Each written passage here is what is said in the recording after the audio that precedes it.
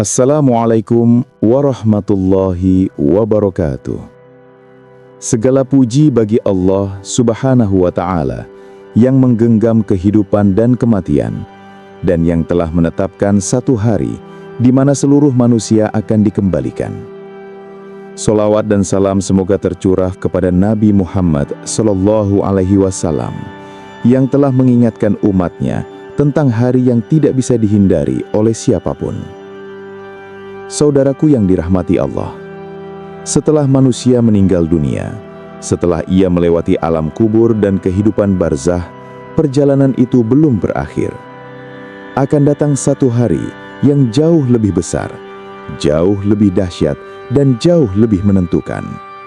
Hari di mana bumi diguncangkan, hari di mana langit terbelah, hari di mana seluruh manusia, dari yang pertama hingga yang terakhir, dibangkitkan kembali.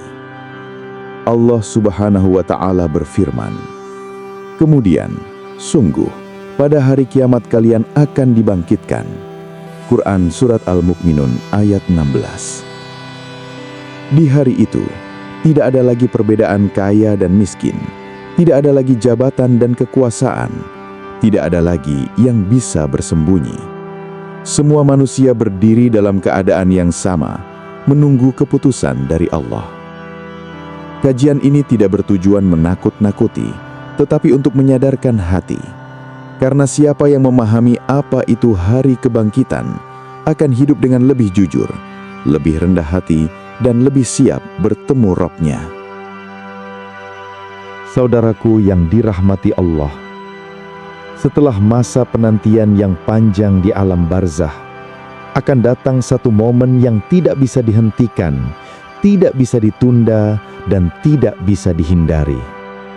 Allah memerintahkan ditiupkannya sangkakala, satu tiupan yang mengakhiri seluruh tatanan alam semesta, satu tiupan yang membangunkan seluruh manusia dari kematian.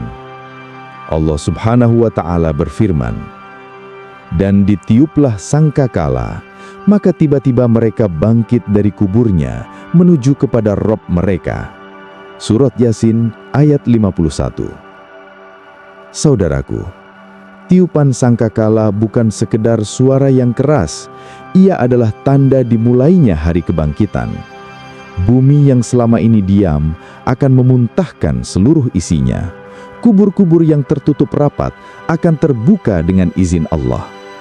Manusia bangkit bukan dalam keadaan siap, tetapi dalam keadaan sadar sepenuhnya.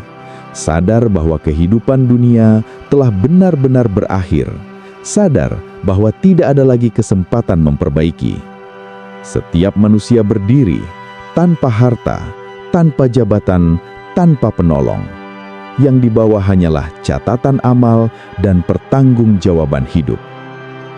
Saudaraku, hari kebangkitan adalah hari di mana semua manusia setara. Tidak ada yang lebih tinggi, tidak ada yang lebih rendah. Yang membedakan hanyalah apa yang mereka bawa dari dunia. Karena itu, siapa yang sering mengingat hari ini akan hidup dengan lebih hati-hati, lebih jujur, lebih takut berbuat dosa, dan lebih ringan melakukan kebaikan. Saudaraku yang dirahmati Allah, setelah sangkakala ditiup dan manusia dibangkitkan dari kuburnya, maka mereka tidak dibiarkan berjalan sendiri-sendiri. Seluruh manusia, dari yang pertama hingga yang terakhir, dikumpulkan di satu tempat. Tempat itu disebut Padang Mahsyar. Di sanalah semua manusia berdiri, tanpa alas kaki, tanpa pelindung, tanpa pembeda. Allah Subhanahu wa Ta'ala berfirman, "Dan kami kumpulkan mereka, maka tidak kami tinggalkan seorang pun dari mereka." Quran Surat Al-Kahfi ayat 47. Saudaraku, di Padang Mahsyar tidak ada lagi ruang pribadi, tidak ada lagi tempat bersembunyi.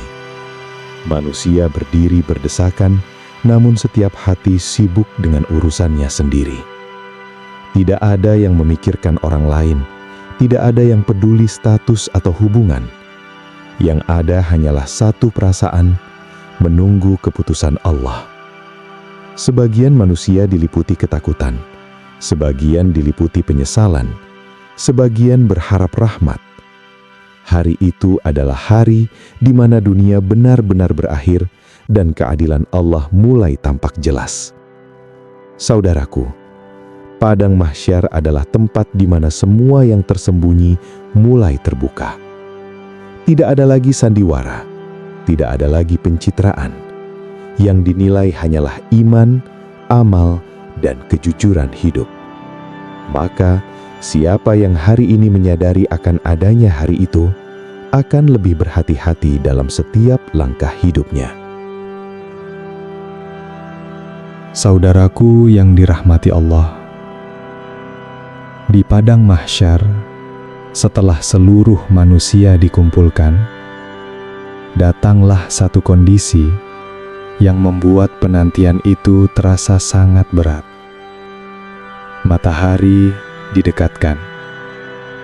Bukan seperti matahari yang kita kenal di dunia, tetapi didekatkan dengan jarak yang membuat panasnya terasa nyata bagi setiap manusia. Rasulullah Shallallahu Alaihi Wasallam bersabda bahwa manusia akan tenggelam dalam keringatnya masing-masing, sesuai dengan amal perbuatannya.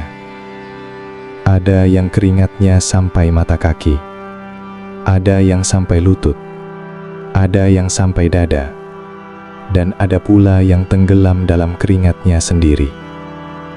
Saudaraku, di hari itu, tidak ada tempat berteduh, tidak ada angin yang menenangkan, tidak ada air yang menyegarkan. Yang ada hanyalah panas, penantian, dan kesadaran penuh tentang apa yang pernah kita lakukan di dunia. Setiap detik terasa panjang, setiap penantian terasa berat. Namun di tengah kondisi itu, Rasulullah Shallallahu Alaihi Wasallam mengabarkan bahwa ada hamba-hamba Allah yang mendapatkan naungan khusus, bukan karena kedudukan, bukan karena harta, tetapi karena amal dan keikhlasan. Saudaraku, hari itu memperlihatkan dengan sangat jelas bahwa apa yang kita lakukan di dunia akan kembali kepada kita tanpa bisa dihindari. Dan panasnya matahari di Padang Mahsyar adalah pengingat bahwa hari itu bukan permainan, melainkan hari keadilan yang sempurna. Saudaraku yang dirahmati Allah, di Padang Mahsyar, di tengah penantian yang panjang dan berat, Allah tidak membiarkan seluruh hambanya berada dalam kesulitan tanpa harapan. Rasulullah Shallallahu Alaihi Wasallam mengabarkan bahwa pada hari itu ada hamba-hamba Allah yang mendapatkan naungan khusus. Naungan yang bukan berasal dari pohon, bukan pula dari bangunan, tetapi naungan dari Allah Subhanahu wa Ta'ala. Mereka adalah hamba-hamba yang hidupnya dipenuhi kejujuran, ketaatan, dan keikhlasan. Saudaraku, di saat manusia lain tenggelam dalam keringat dan kecemasan, mereka justru berada dalam ketenangan. Bukan karena mereka sempurna, tetapi karena mereka menjadikan Allah sebagai tujuan hidupnya. Selain itu, Allah juga memberi izin kepada Nabi Muhammad Sallallahu Alaihi Wasallam untuk memberikan syafaat. Syafaat bukan karena kedekatan dunia, bukan karena hubungan darah, tetapi karena izin dan rahmat Allah. Inilah fase di mana harapan mulai muncul, bahwa siapapun yang bersungguh-sungguh menjaga imannya, berusaha memperbaiki dirinya, dan tidak putus asa dari rahmat Allah, masih memiliki tempat dalam kasih sayangnya. Saudaraku, Hari itu mengajarkan kita satu hal penting, bahwa keselamatan di akhirat bukan hasil kebetulan, tetapi hasil dari kehidupan yang dijalani dengan sadar. Saudaraku yang dirahmati Allah, setelah penantian panjang di padang mahsyar, setelah manusia berdiri dalam panas dan harap, tibalah satu momen yang tidak bisa dihindari oleh siapapun. Catatan amal dibuka. Di hari itu, tidak ada lagi cerita versi kita. Tidak ada lagi pembelaan. Tidak ada lagi alasan. Setiap perbuatan tercatat, setiap niat diperlihatkan, setiap kebaikan dan kelalaian hadir tanpa dikurangi dan tanpa dilebihkan. Saudaraku, di dunia kita sering merasa aman karena manusia tidak melihat. Namun di hari itu, tidak ada satupun yang tersembunyi. Yang membuat sebagian manusia tenang bukan karena mereka merasa sempurna, tetapi karena mereka bersandar pada rahmat Allah.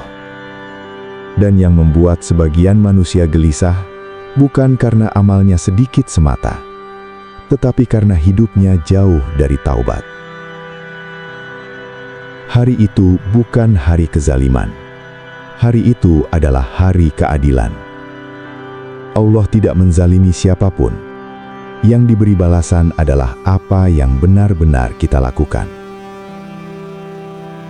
Saudaraku yang dirahmati Allah, kajian ini bukan untuk membuat kita putus asa, tetapi untuk mengajak kita jujur pada diri sendiri. Selama napas masih ada, selama waktu masih diberikan, pintu taubat masih terbuka. Karena perjalanan manusia setelah kematian dan hari kebangkitan ini bukanlah cerita untuk ditakuti, melainkan peringatan agar hidup kita tidak sia-sia. Semoga Allah menutup hidup kita dengan kebaikan, menerima amal yang sedikit, mengampuni dosa yang banyak, dan mengumpulkan kita dalam golongan orang-orang yang diridhoinya. Amin ya Rabbal Alamin. Wassalamualaikum warahmatullahi wabarakatuh.